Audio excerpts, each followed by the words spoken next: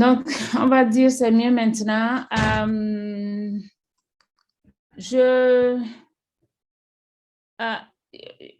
On a 10 participants dans la salle. Est-ce que vous pourrez écrire dans le chat si vous avez déjà reçu une subvention de ROESE ou pas? Est-ce que vous avez déjà reçu une subvention de ROESE? Oui, non? Est-ce que vous pourrez répondre à la question que j'ai posée dans le chat? Assistance plus Togo, OK. Donc, on a Assistance plus Togo. Non, nous ici, c'est qui? Non, nous ici, est-ce que vous pourrez réagir dans le chat et nous dire quelle organisation vous représentez? Solange aussi. Est-ce que vous pourrez présenter, parce que c'est un sigle, donc quel pays vous êtes basé? Parce que sinon, ça ne nous dit pas grand-chose. Solange Loachiga aussi, est-ce que vous pourrez parler un peu de votre organisation, juste pour que j'ai une idée des organisations et des personnes que j'ai en face de moi? Cela nous permet juste de savoir par où commencer la discussion et la présentation.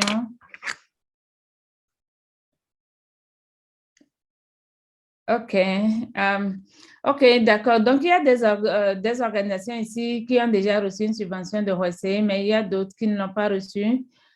Peut-être qu'ils nous connaissent, peut-être qu'ils nous connaissent moins bien. Donc, je vais commencer alors par le début pour tout le monde. Donc, ROESE, c'est le Fonds pour les francophones qui est devenu opérationnel, comme on l'a dit, depuis le début de ce forum. En 2019, on dirait réellement. Fin 2018, nous avons lancé le premier appel à subvention.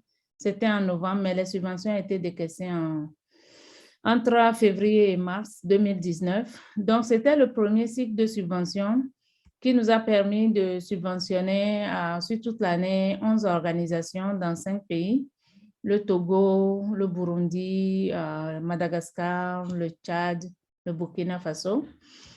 La deuxième année, nous avons reconduit les mêmes organisations, mais pas en intégralité. Donc, on a soutenu 7 organisations. Et puis, cette année-ci, c'est le 3e cycle de subvention que nous avons lancé. Et ça a été le plus grand. Donc, on a soutenu des organisations dans plusieurs pays, plus d'une vingtaine d'organisations et dans différentes régions, à la fois en Afrique de l'Ouest que dans d'autres régions de l'Afrique. Dans le cadre de certaines activités spécifiques, on a financé en dehors du continent africain. Donc, ROESE a effectivement démarré de grande envergure ses cycles de financement cette année. Donc, actuellement, pour obtenir une subvention à ROESE, nos procédures et processus sont en train d'évoluer. Au tout départ, on avait commencé avec un appel restreint à un nombre limité d'organisations parce qu'on ne pensait pas nécessaire de faire un appel ouvert parce qu'on n'avait pas beaucoup de subventions à allouer et on ferait faire un travail inutile aux organisations. Donc, on a ciblé un nombre limité, mais même parmi ce nombre limité, ce n'est pas tous qui ont reçu les subventions. L'année suivante, on a utilisé la même procédure, mais nous sommes passés à des appels ouverts à partir de cette année. Donc, à partir de cette année et au cours des années prochaines, nous allons lancer des appels ouverts à subvention. Donc, si vous voulez recevoir une subvention de ROESE, vous devez traquer ces appels que nous allons essentiellement lancer sur notre site web et aussi à travers nos listes de diffusion. Parfois, ces appels pourraient être repris par des sites d'organisations partenaires qui nous aident à diffuser nos informations. Donc, on lance des appels ouverts. On utilise essentiellement différents formulaires pour la réception des projets. Depuis le début, comme au départ, c'était un appel restreint et que l'année dernière, on avait beaucoup plus de moyens. Donc, nous avons utilisé des formulaires projets directs et les organisations devaient postuler en fournissant l'intégralité des informations, à la fois sur le projet qui nous soumissionnent, mais aussi sur leurs organisations. Mais c'est possible qu'à partir de l'année prochaine, qu'on introduise le formulaire de notes conceptuelles. parce que nous reconnaissons que c'est du temps et du travail que les organisations mettent à remplir des formulaires projets. Et quand vous finissez d'investir autant de temps et de ressources pour monter un document projet et que finalement vous n'avez pas la subvention, parfois c'est difficile à vivre. Nous le connaissons, nous le comprenons. Donc, c'est pourquoi nous sommes en train d'essayer, dans l'esprit des échanges que nous avons eus depuis le début de ce forum, de trouver le moyen d'alléger la charge de travail que représentent les demandes de financement sur les organisations. C'est possible que à partir de l'année prochaine, nous introduisons les demandes de notre concepteur. Donc, ça veut dire le processus de décaissement, d'allocation des subventions sera séquencé en deux. D'abord, il y aura une manifestation à un terrain et une fois que nous pensons nous intéresser à des projets spécifiques, nous allons inviter l'organisation à soumissionner un projet complet.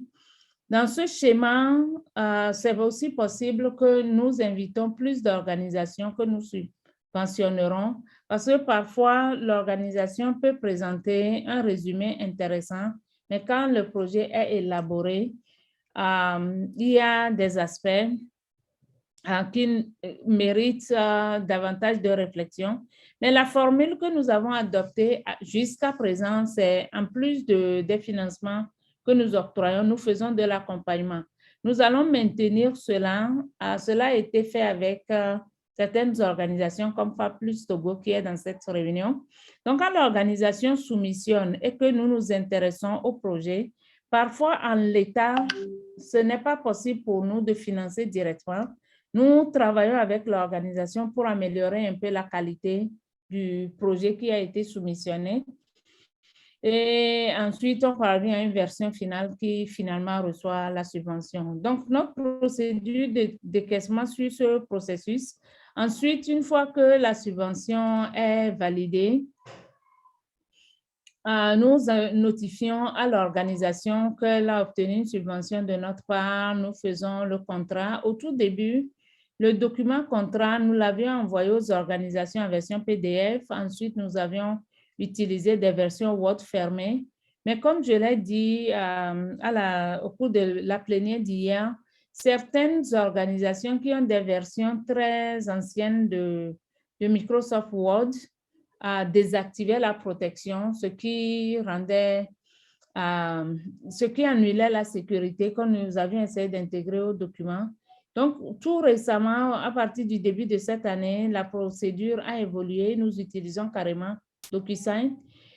Parfois, certaines de nos décisions sont motivées par la facilitation de la vie de nos organisations récipiendaires, mais d'autres fois, c'est motivé par notre souci de soutenir les organisations à mobiliser plus de ressources auprès d'autres fonds de femmes et d'autres donateurs. DocuSign est un outil qui est de plus en plus utilisé par différents bailleurs, y compris Equality Fund, Prospera l'utilise aussi maintenant. Un certain nombre d'institutions utilisent, Global Fund for Women aussi, utilise DocuSign. Un certain nombre d'institutions l'utilisent. Et donc, c'est pour aider les organisations à connaître cet outil. Nous avons aussi commencé à l'utiliser. C'est beaucoup plus facile de faire signer l'intégralité d'un document et de faire parapher le document. Donc, lorsque nous introduisons de nouveaux outils comme DocuSign et d'autres, nous prenons soin d'accompagner les organisations à la manière de l'utiliser afin de leur faciliter un peu la vie. Naturellement, ce n'est jamais facile quand vous découvrez de nouveaux outils, mais néanmoins, dès que vous le découvrez, vous commencez par l'utiliser. Après, ça devient facile de continuer de le manipuler. Donc, nous utilisons DocuSign pour récolter les signatures sur les contrats, mais pour récolter aussi un certain nombre d'informations complémentaires sur le projet. En revanche, ce que DocuSign ne nous fait pas, c'est quand on vous transfère, parce que quand nous envoyons le contrat, nous y joignons en même temps toute la documentation dont vous avez besoin pour faire le rapport. Donc, les formulaires de rapport sont censés être en version Word fermée et DocuSign le transforme en PDF avant que ça vous parvienne.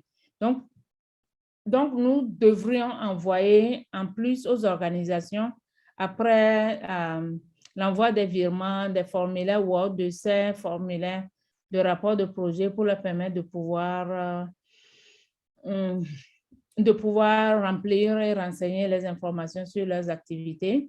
Nous utilisons également Dropbox ou WeTransfer ou bien Google Drive pour le moment. Nous acceptons tous ces outils lorsqu'il s'agit de nous envoyer les pièces justificatives. Donc, nous avons jusqu'à présent un cycle de subvention, mais nous n'avons pas pris cette décision. Nous n'avons pas complètement clôturé cette prise de décision parce que nous nous disons, comme nous sommes jeunes, si durant l'année, nous avons l'opportunité d'avoir accès à des ressources, nous n'allons pas dire que Roissy a un seul cycle de subvention et que nous devrons attendre l'année prochaine avant de distribuer l'argent. Mais actuellement, nous avons un seul cycle de subvention et en général, l'appel est lancé en fin d'année ou en début d'année et les activités, la durée des subventions dure 6 à 11 mois, donc pratiquement 1 an de subvention. Nous n'avons pas encore commencé à donner des subventions multi-années. En revanche, au cours de l'année, parfois, nous avons des ressources additionnelles qui nous permettent d'initier des subventions spéciaux de plus petits montants que nous allouons. Donc, nous avions commencé avec la crise du COVID l'année dernière, quand nous avons alloué des subventions d'un montant allant de $300 à $1,000. Cette année, nous avons financé les initiatives Je m'engage, c'était un cycle spécial de subvention. Et puis aussi, tout récemment, il y a le fonds d'appui à la résilience que nous avions lancé pour soutenir les organisations, à la fois pour leur résilience durant ce temps de COVID, mais aussi pour les aider à renforcer leur capacité numérique. Je vais m'arrêter peut-être un peu là et vous donner l'opportunité de poser des questions sur certains aspects de notre processus de subventionnement et aussi peut-être nous fournir quelques feedbacks sur vos expériences pour les organisations qui ont déjà reçu nos subventions.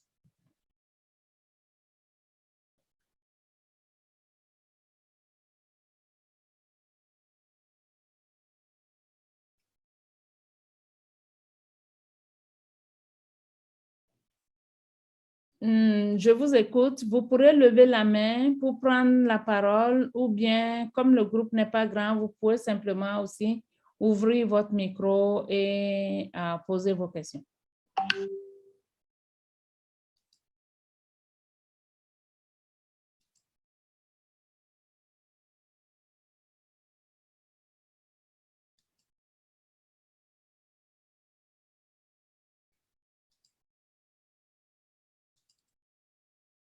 Allô?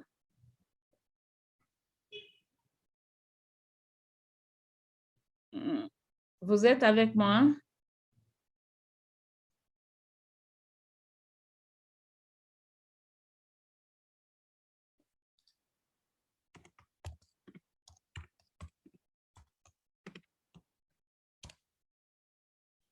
Vous m'entendez? Si vous n'avez pas de questions, ça veut dire que... OK. Est-ce que vous avez des questions spécifiques? Moi, personnellement, pour le moment, je n'ai pas de questions. Je vous suis toujours. Qui parle? Est-ce que vous pouvez décliner votre identité? Toutes mes excuses. C'est Norwesi Humanouyal ici. OK. Je suis membre de l'AMJB, l'Association des mairies des jeunes du Bénin, et je suis deuxième adjointe au maire des jeunes de Grand Popo. OK. Voilà. Enchantée. Merci. OK. Est-ce que quelqu'un a des questions? Si vous n'en avez pas, peut-être on pourra simplement fournir quelques informations additionnelles et puis, clôturer cette discussion, sachant que c'est censé être une discussion de courte durée. l'objectif étant juste d'orienter les participants sur les opportunités de financement à RECE. Donc, comme je l'ai dit, pour le moment, sur notre site web, nous n'avions pas mis en ligne les procédures d'accès de financement à RECE parce que c'est un site qui va être revisité, reconstruit. Lorsque le site a été conçu, c'était au tout début, quand RECE naissait. Donc, ça devrait nous prendre un temps pour mettre tout en place. Et puis aussi, au tout début, les appels n'étaient pas publics, donc on n'avait pas ouvert la possibilité aux organisations d'accéder à nos ressources, sauf sur invitation. Donc, on a essentiellement utilisé l'approche sur invitation pour distribuer les subventions, le peu que nous avions à l'époque.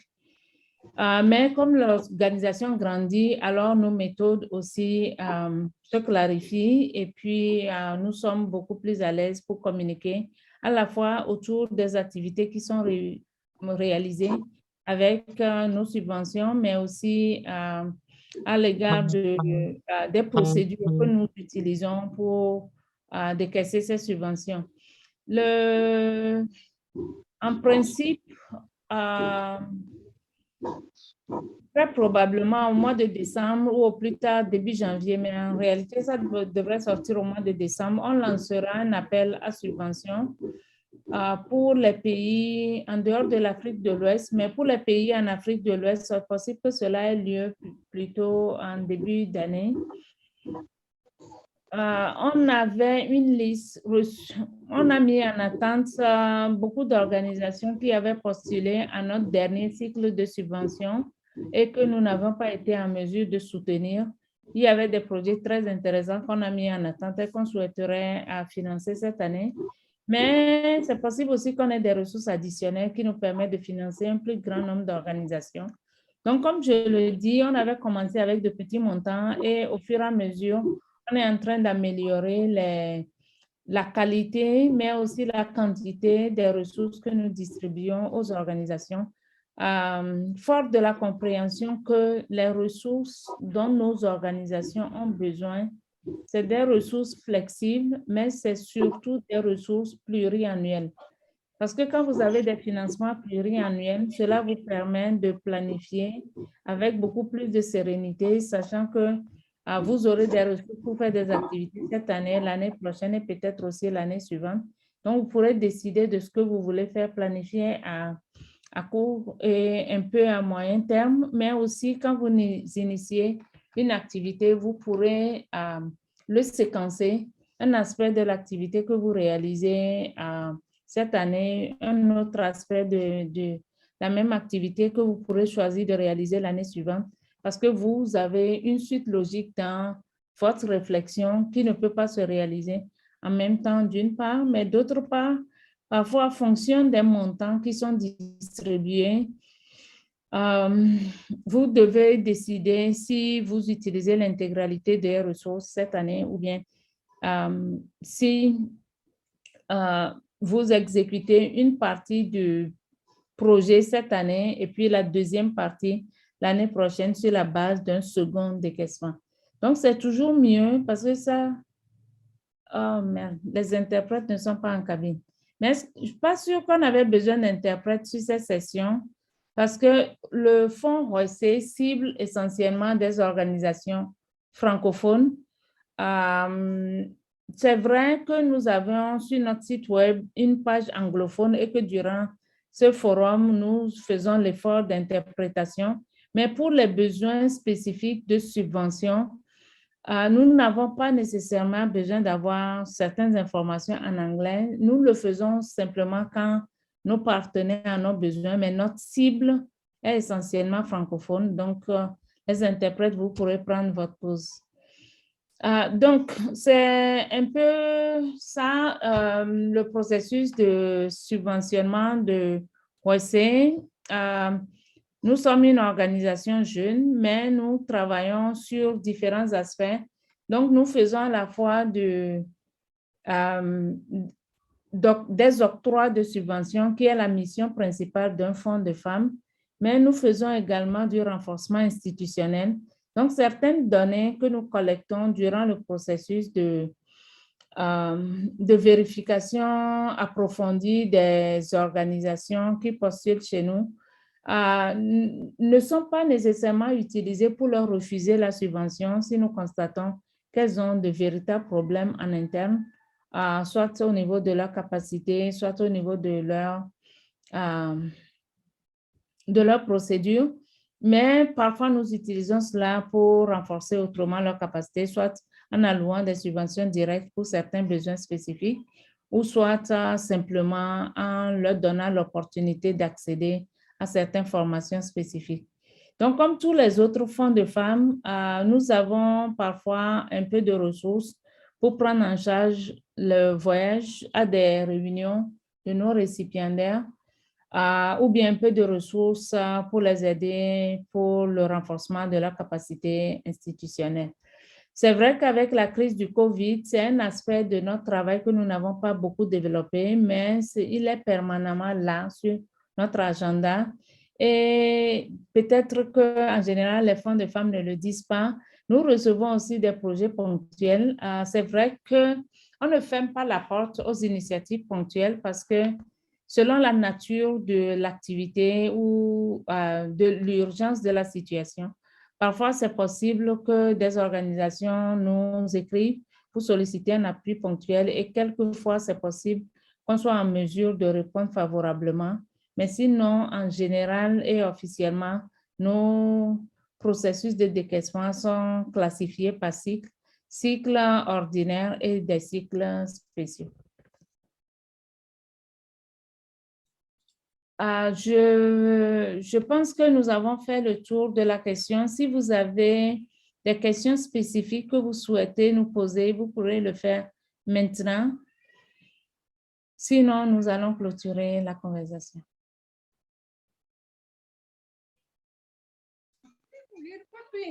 En tout cas, pour ma part, tout va bien, tout a été clarifié. Merci beaucoup à vous. Moi, c'est Pachinta Mimia. J'ai envoyé une box les détails. OK, d'accord, Pachinta, merci beaucoup. Je vous en prie. Il y a d'autres sessions qui se déroulent en ce moment même. Des liens avaient été partagés avec vous. Vous pourrez utiliser ces liens pour rejoindre les sessions qui vous intéressent. Oui. Moi, personnellement, je vais déjà. OK, d'accord. Donc, je vous souhaite un bon forum et puis on se revoit dans d'autres sessions.